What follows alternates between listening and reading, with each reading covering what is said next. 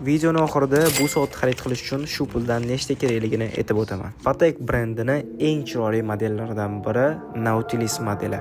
Xo'p, bu soatimizni dizayni haqida 1 dan 10 gacha kommentariyada o'zingizlarning fikrlarini belgilab ketsanglar bo'ladi. Xo'p, bu soatimiz Patek Philippe brendiga tegishli A kopiya bo'ladi. Soatimizning oynalari safir bo'ladi, metallari, ya'ni korpuslari, remshoklari nержавеющий stal, ya'ni ranglari o'chmaydi.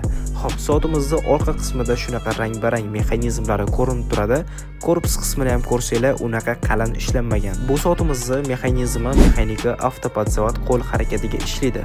Remshoklarni ham ko'rsanglar bo'ladi, juda ham chiroyli qilib ishlangan.